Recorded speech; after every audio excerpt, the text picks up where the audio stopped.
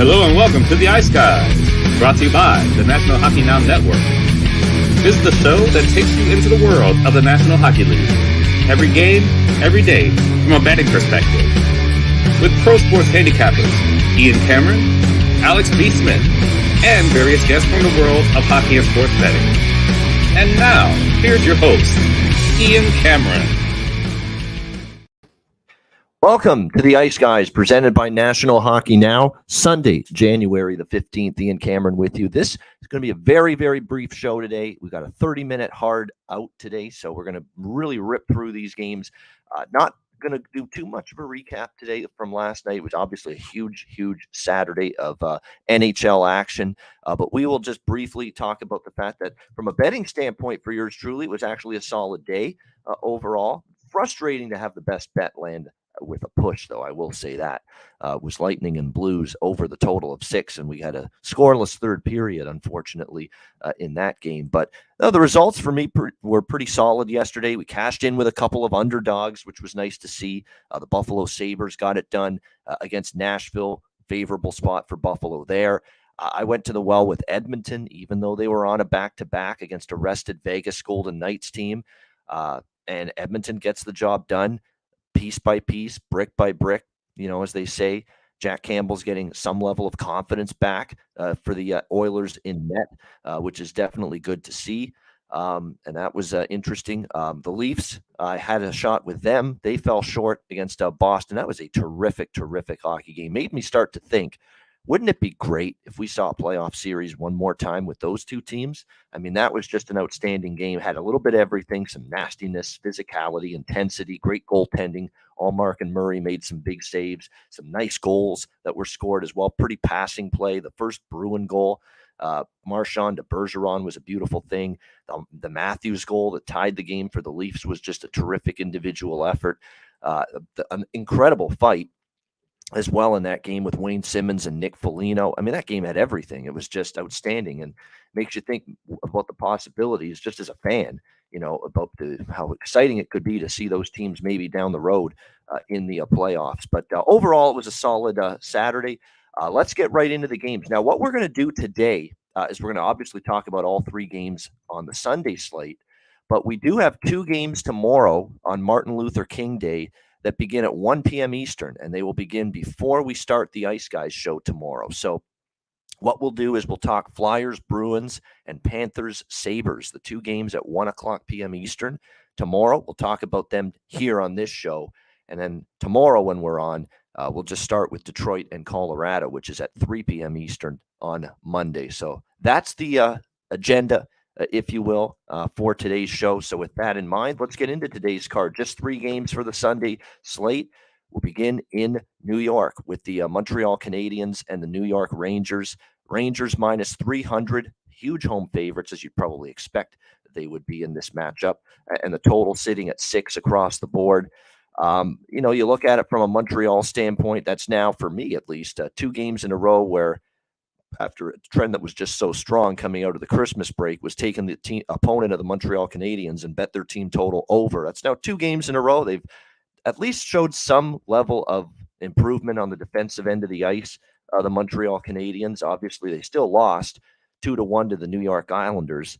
I think a product of it, too, was the Islanders had those 2 early goals in the first period. And, the Islanders did what they would often do, certainly in the Barry Trotz era of this hockey team, was just when they get a lead, sit on the lead and just really try to defend it. And that's what we saw the Islanders do. So, they got those 2 goals, and that was pretty much it, after that. But, you look at this matchup here for the Canadiens, a back-to-back situation for them going into this one. Obviously a team that's struggling, a team that has had a tough time winning hockey games, 2-8 in their last 10 games. Not an advantageous situation. And the Rangers have a huge rest advantage here going into this game. When you talk about the fact that the Rangers haven't played since Thursday night when they beat the Dallas Stars in absolutely thrilling fashion. The goal that tied it with less than a second to go in the third period. And then Adam Fox wins it in overtime. So right now, it looks like it's a team that certainly has a scheduling advantage in their favor. Montreal, by the way, on back-to-backs this season, 3-3. All right, so not terrible.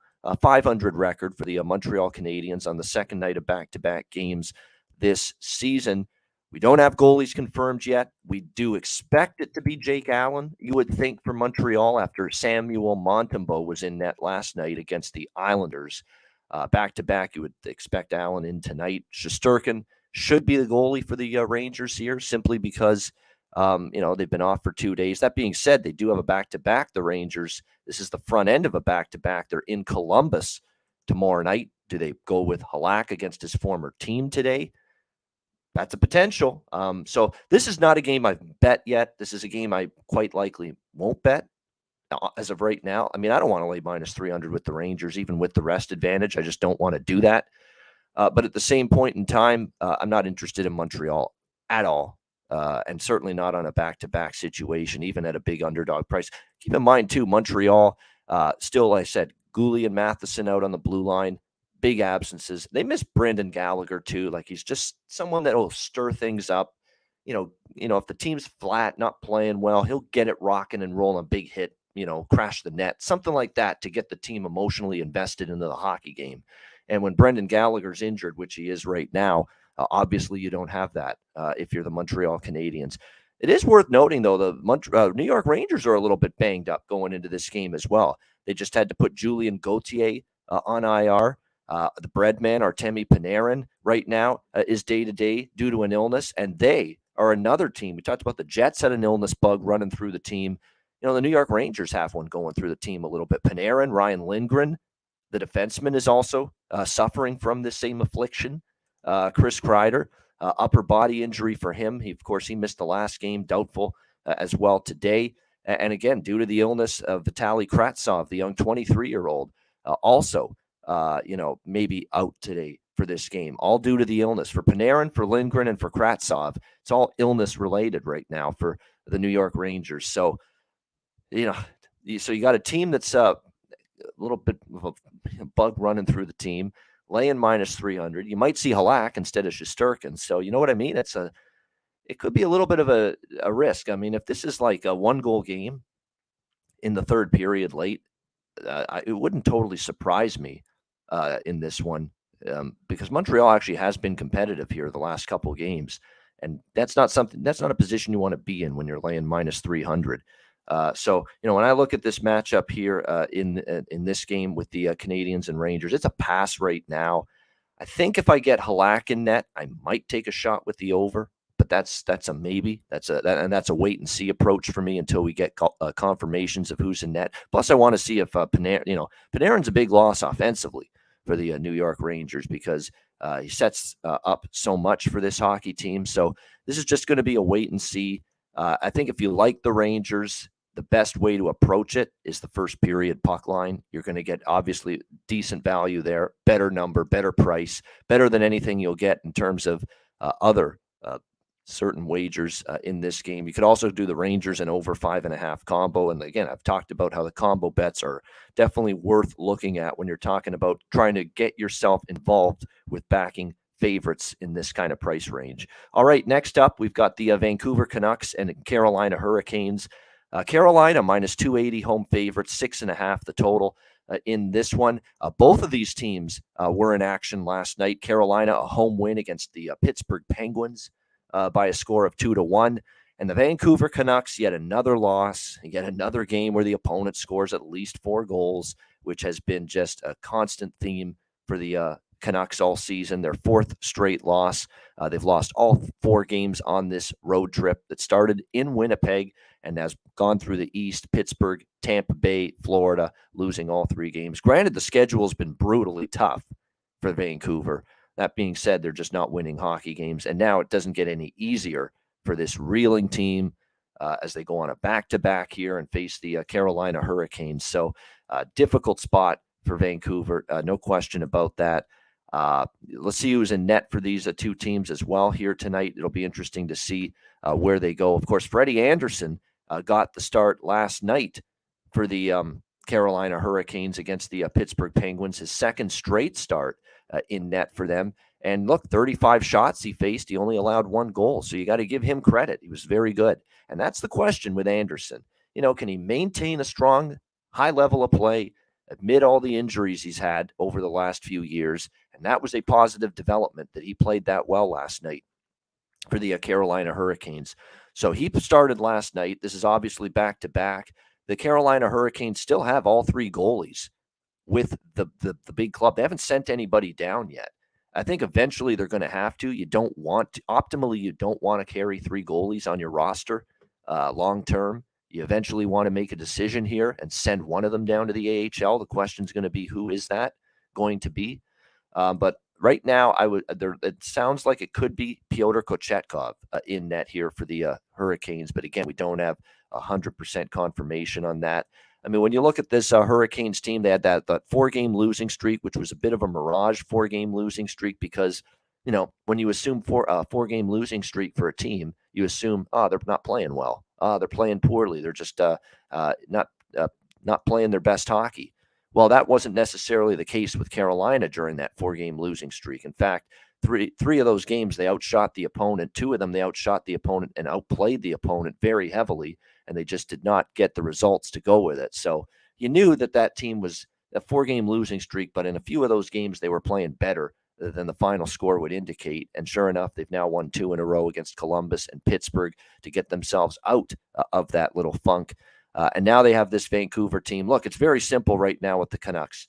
I'm either betting a team total over for the opponent or a full game over. It really is that simple. Now, the fear here with the full game over is Carolina doesn't always want to play up and down hockey. They're very tight defensively. It could be Kochetkov, who we know is capable of playing very well.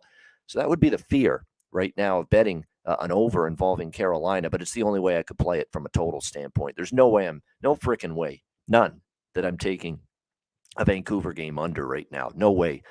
With the way they're just this defense is miserable. I can't even stress it enough how miserable they are defending in their own zone, the Vancouver Canucks. And really, it's been this way all season for them for the most part. So, Carolina, you could get the team total over 4 at -120, -125 bet MGM. Again, you can bet those half-goal increments so that instead of laying the juice with 3.5, you can get 4 instead. And get a little bit of a better price. I would be interested in that a little bit. Carolina and over 5.5. The combo bet is in play here, in my opinion. But the one concern is Vancouver going to do any of the heavy lifting offensively? So that's why if I'm going to get involved, I would probably do a split among 3 different bets. A little on the team total over 4. Trust Carolina to do much of the heavy lifting offensively, which they're very capable of doing here. In this matchup, a little bit on maybe a Carolina and over 5.5 combo, and maybe a little bit on the over 6.5 for the full game. But again, for that over 6.5 to cash, we're going to need Vancouver to score some goals here.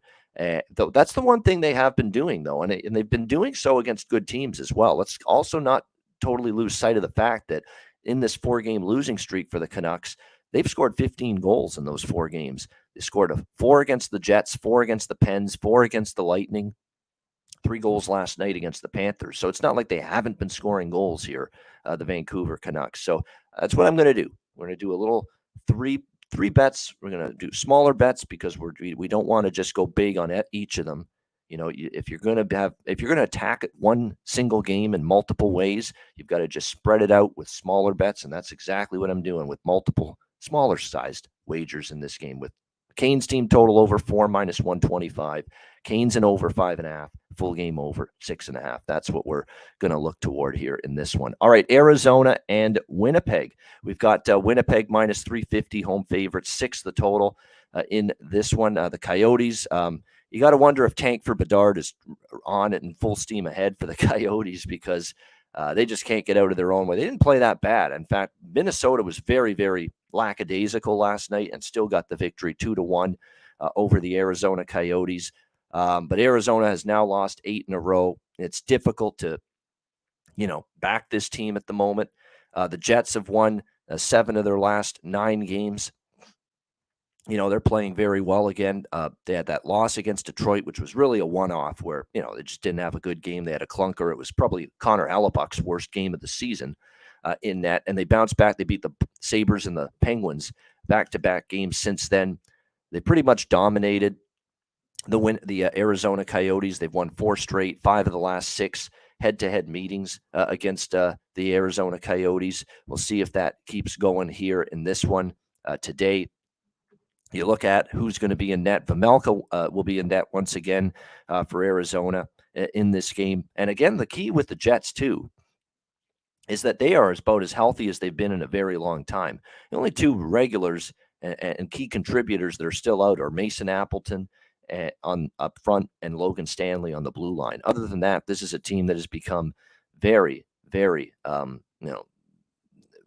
very, very good. I've got to ask myself here with our guy Ice X here. I hope he's doing okay financially. That's all I've got to say. I mean, I see him every day in the chat. He's talking all these ugly teams, and it sounds like he's betting them here. And I'm fearful for his financial well-being. I'm fearful he might do a Robin Leonard and file for Chapter 7 bankruptcy at some point with some of these picks. I know, I understand going for. Is he trolling? Okay, that maybe that's it too. But I hope he's not betting every single one of these. That's all I know. But speaking of Robin Leonard too, with the Chapter 7 bankruptcy here in this, I mean, I'm looking at this here when it comes to Robin Leonard. It's a sad situation. I mean, it really is. I hope him and his family are doing okay. Obviously, we know he's had struggles, mental health, and all of that. He's had just so many struggles with that, and you just hope he's doing okay at this point in time. So, it's an unfortunate situation for him. We wish him the best. This is probably a game. Look, it's just very, very difficult to find value here with Winnipeg. And look, you could get Winnipeg sleepwalking. It's not out of the realm of possibility. They're back home. They had won the last 2 games of that road trip. It is 3 games in 4 nights for the Jets as well with travel. This is not a high intensity, high energy spot for Winnipeg, not by any stretch of the imagination here. So, this is just a game I'm staying off. They have played tight games. It's a really interesting point you make, Grinch, because I said that Winnipeg's dominated. They have won 4 straight. Last 2 were in overtime. So if you want to take a shot with what is Arizona draw double chance here? I mean, I don't love it, but certainly going to get a decent price with that. Because I want the security of it going to overtime or a shootout, and if they lose, you still might cash. Yeah, Arizona or draw is plus 150. It looks like. So again, you cash that bet if Arizona wins the game at all, or the game goes to overtime or a shootout, and Winnipeg wins. You still cash that bet. The Arizona double chance. So you look at this as a situation here where. That's not bad. That's not a terrible. This is not a great spot for Winnipeg. It's probably not a good one either for Arizona because they're on a back-to-back on the road, and they've been terrible on the road. But these 2 teams have gone to overtime 2 straight head-to-head meetings. Earlier this year in Arizona, it was a 3-2 win for the Jets back on October 28th at Mullet Arena. Last year in Winnipeg, it was 2-1 for the Jets in overtime against the Coyotes. So, it's not a bad way to throw a couple bucks on that, an Arizona draw double chance type of bet, plus 150, not bad if you ask me, if you want to go in that route. All right. So those are the 3 Sunday games. And as you can tell, I'm really lukewarm on all of them. I have a decent opinion on the Vancouver Carolina game, which is probably where we're going to end up going for best bet at the end of the show. But now we'll turn our attention to Monday games here on this slate. First 2 Monday games, we've got the Philadelphia Flyers taking on the Boston Bruins. And right now we see the Flyers at around, Bruins rather, minus 300 in this range as home favorites in this game. There's only a couple books that have lines on this, total 6 right now, pretty much across the board in this one. Obviously, the Bruins, you talk about spots that are dubious. The Bruins obviously bounced back, and they've still not lost 2 games in a row all season. They bounced back from the loss against Seattle, and they beat the Toronto Maple Leafs 4-3 last night. Now you're looking at an early Monday game. The Bruins are used to these, though. They play a lot of these early afternoon games. We'll see if they maintain that momentum here against the Flyers. I'm not totally against a Flyers look of some kind here in the first period or on the money line. Like, look, you have to be measured when you're taking big underdogs. You can't just fire away on every big underdog. You're going to be crushed if you do that. But I damn sure know that you're not going to break the. You're going to run a major risk to your bankroll if you're betting huge favorites regularly as well. So it's a balancing act. You've got to be careful with betting too many big favorites, but at the same time, you also don't want to be betting too many underdogs, big underdogs. You want to look for situations. You want to look for spots. You want to look for team that's maybe in better form, getting that big underdog price than the money line price indicates. And to me, that's Philadelphia right now. Their form is better than a plus 250 underdog. I don't care if they're playing Boston or not. That's the way I'm seeing it right now with Philadelphia. They're 7-1 in their last 8 games. That's a better form for this hockey team. They're in better form than plus 250 would tell you. So that's the way I kind of look at this game. And like I said, the Bruins are coming off a huge win. It was full of intensity. It was a division battle with the Toronto Maple Leafs. They might see each other down the road in the spring. You never know at some point. This is not let's lay minus 300 in an early start game for Boston coming off a big time win against a division foe, against a red-hot Philly team. You know what I mean? That's not exactly a let's run out there and lay minus 300 kind of bet here for me.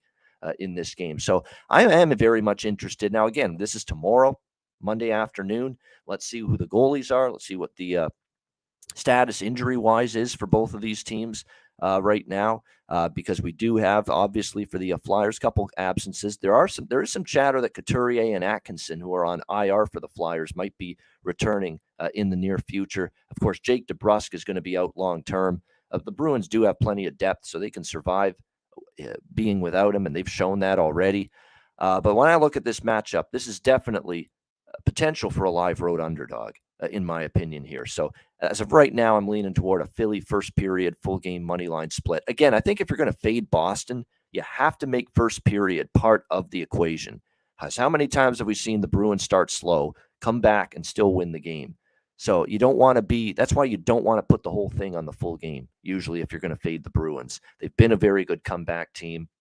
They've shaken off slow starts many times before. So that's why I think if you're going to bet Philadelphia here in this game, definitely you want to split between the first period and the full game in this one. All right, the second game on the Monday card, and the last game we'll talk about here on this show, it is Florida and Buffalo. We've got Florida minus 130 road favorites in this game, and the total, I'm seeing 7, by the way, with a total in this Panthers and Sabres game. I'm just making sure that is correct. Yeah, all the books that have a line posted already for these Monday games have 7 for the total here between the Panthers and the Sabres. So, that is significant because obviously now we're starting to see some adjustments. And look, it was a very heavy over type of day yesterday on the Saturday slate. Maybe that has something to do with it, but definitely we are seeing the adjustments start to be made here with these totals. And look, Panthers and Sabres right now, for the most part, I mean, Buffalo's gone under a couple of times, but, for the most part, these have been dead nuts over teams. And especially of late. And Florida, you go back to the first of the year, January 1st, since 2020, since the calendar turned 2023, there have been 8, 8, 5, 6, 9, 6, 7 goals scored in Florida Panthers games. Now, that's the thing with this total now being 7. 7 is no longer a win number. If the game lands on a 4-3, which can be a typical final score, that's only a push. So it's a big adjustment. It's more of an adjustment 6.5 to 7 than it is from 5.5 to 6 or even 6 to 6.5, because now it's going to take 8 goals, to win you that bet. So I don't know if I'll touch the over here, but I will say with Florida versus Buffalo, the last several head-to-head meetings, the last 5, we've seen every game reach at least 7 goals in 5 straight head-to-head meetings between these two teams. 11, 7, 8, 7-7. Those have been the total goals in the last 5 meetings head-to-head, Panthers versus Sabres. So there we go. It certainly would not be interested in the under, but at 7, maybe tap the brakes a little bit on the over. I think I'm going to end up on Buffalo here. I mean, Florida laying a price on the road is not appealing to me. This has not been a great road team, other than beating Colorado, which, look, Colorado was asleep early, down 3-0. They woke up, and when they did, they took over that game. But it was too late. They dug themselves too big of a hole. They lost 5-4. You look at this Florida team on the road, 5-1 loss to the Islanders, 4-0 loss to the Carolina Hurricanes. They got pummeled by the Boston Bruins as well right before the Christmas break on the road. They lost they barely beat Detroit, I should say, 3-2. 5-1 loss at Dallas, 4-2 loss at Vegas. So this road record for Florida has not been very good as of late, especially when they've played decent teams. And Buffalo's not a great team yet. They're still learning. They're still trying to find their way to becoming the best team they can be. 21-20 on the season. But Florida's not been any good on the road this year. 9-15 road record for the Florida Panthers, and they're laying a price on the road. Not something I'm looking to do. And if you look at teams that are used to some early afternoon games, that would be Buffalo. That would definitely be Buffalo. The one hang up here is Florida is 5-0 the last 5 meetings against Buffalo. They have played the Sabres well, but you're talking here about Buffalo, a home underdog here, a team that's not been very good on the road, especially against average or better, average or above average teams. So for me, definitely interested in Buffalo plus 110 in that game early tomorrow on Monday. All right, that is the games for this Sunday edition of the show. Again, we talked the 3 Sunday games, the first 2 games on the Monday Martin Luther King Day card in the NHL. Of course, there are several afternoon games because of the holiday. So when we do the show on Monday, we will break down at 2 p.m. Eastern. We will break down every game's the rest of the card for Monday, starting with Detroit and Colorado, which gets underway at 3 p.m. Eastern. And then so we'll do the remaining 9 games on the NHL card for Monday, starting with Detroit, Colorado. So that'll be on tomorrow's show. So make sure you join us for that. 103 live viewers right now on YouTube. Hit the like button on the way out. Best bet from yours truly coming right up. And we'll hear from both of our sponsors back to back, Gramco and Manscaped. All right, whether you or your team's game is on the field, screen, racetrack, or the ice, Gramco is for the game. Grown by farmers who spent years developing premium hemp genetics, Gramco provides customers with consistent quality Delta 8 products ready for any occasion. Gramco currently offers numerous Delta 8 products such as vape cartridges, disposable vapes, pre-rolls, gummies, wake and bake coffee, and more. Gramco offers an enjoyable legal high delivered discreetly and directly to you, and is also available at many American retailers as well. Get the best Delta 8 cannabis products on the market shipped quickly and discreetly from Gramco. If you visit www.thegramco.com, use promo code ICEGUYS, you get 25% off of any order, and all orders on the site that are $50 and higher are shipped free with standard shipping. So live elevated with Gramco and check out their wonderful Delta 8 products today.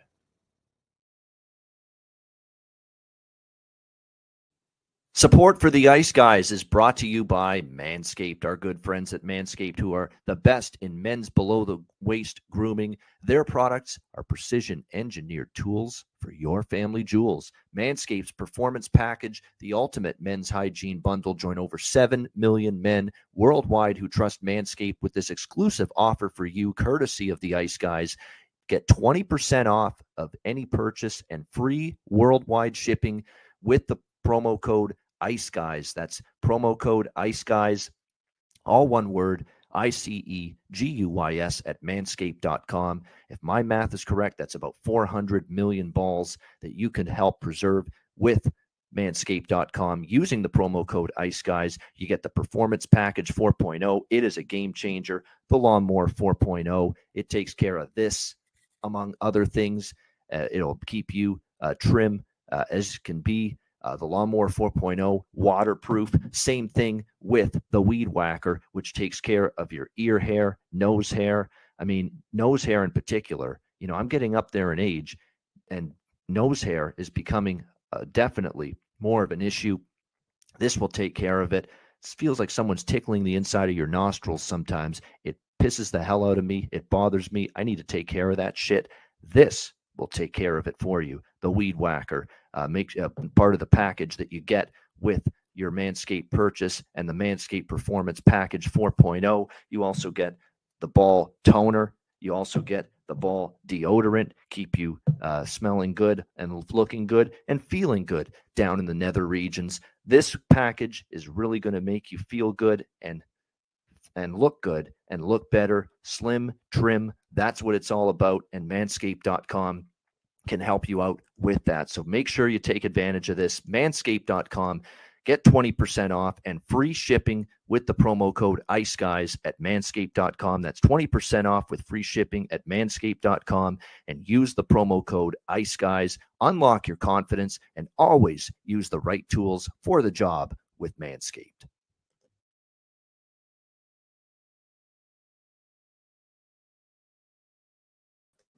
All right, we're back here on the Ice Guys, and it is time for best bets here to wrap up this show.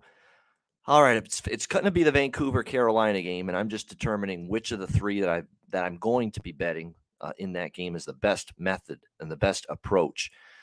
I'm going to go with that over 6.5. I'm going to trust Vancouver. The one thing about Vancouver is they're fighting, they're battling, they're playing hard. They really are. I mean, they haven't rolled over. I mean, they gave Pittsburgh a game, they gave Tampa Bay a game, they gave Florida a game, and they just fell short because they just can't keep the puck out of the net. So I think they'll find the back of the net at least a couple times. Carolina will do the rest against a horrendous Vancouver defense, which is probably going to be in even more dire straits on the back-to-back on the road. So let's go Canucks, Hurricanes, over 6.5 here, minus 120. That is going to be my best bet here for this Sunday NHL card. There we go. And by the way, Bruce Boudreau, on the way out here, Bruce Boudreau looked like a beaten man, a defeated man in his post-game press conference last night. That was so sad to watch that. It was like a puppy being tortured. Seriously, it was. Like these rumblings that Rick Tocchet is going to take over as the head coach of the Canucks in the very near future. And they've got this guy dangling in the wind who is a good man, a good guy, funny guy, great character of Bruce Boudreau. You can criticize his coaching and, lack of playoff success in the past, but in terms of an individual, as good as it gets, and for the Canucks to be treating him that way, it's wrong. It's shabby. If you're making a change, get it done. Don't let him just go through this right now with this team and having to ask questions or answer to questions from the media about what do you think, hearing about replacement on the way. That's a disgraceful way to treat your employees. Disgraceful.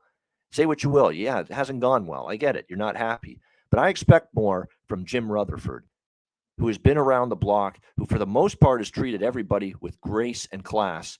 And if the fact that he is having a hand in this treatment of Bruce Boudreau is sickening to me, because this guy has always done it the right way for most of his NHL career. And to see this happening right now, and Bruce Boudreau just dangling there, knowing that his days are numbered, and you don't even have the decency to, put the poor guy out of his misery right now. It's awful. It's awful treatment. It's just another hideous development in a season to forget and a season from hell for the Vancouver Canucks, whether it's horrible play on the ice, whether it's, issues off the ice, whether it's Tanner Pearson's treatment for his hand injury getting all fucked up. And now it's this, letting Bruce Boudreau just hang there, knowing that, you're probably going to make a coaching change sooner rather than later. Awful stuff from this team and the way they're going about it. And where's Aquilini? Where the hell's the owner? Your team is just floundering, and you can't find this guy anywhere. Can't find him with a telescope. Francesco Aquilini. Where are you? Sipping some wine? Some Italian restaurant somewhere? You're with all your money? Come on. Make an appearance and address this shit show that you've got going on with this franchise. Anyway, that's all I've got to say about that. Thanks to everyone for joining us. Hit the like button on the way out. A reminder, the Ice Guys is live 7 days a week, Monday to Friday, at 2 p.m. Eastern, Saturday and Sunday, noon Eastern. If you can't watch the show live, download the Ice Guys podcast in audio form on all major podcast platforms: Google Podcasts, Apple Podcasts, Spotify, Stitcher, iHeartRadio, Amazon Music, and more. Download the Ice Guys podcast when you can't watch the show live. I'm Ian Cameron. Have a great Sunday. Enjoy the games and good luck. And we will talk to you again tomorrow on Monday for another edition of the Ice Guys presented by National Hockey Now.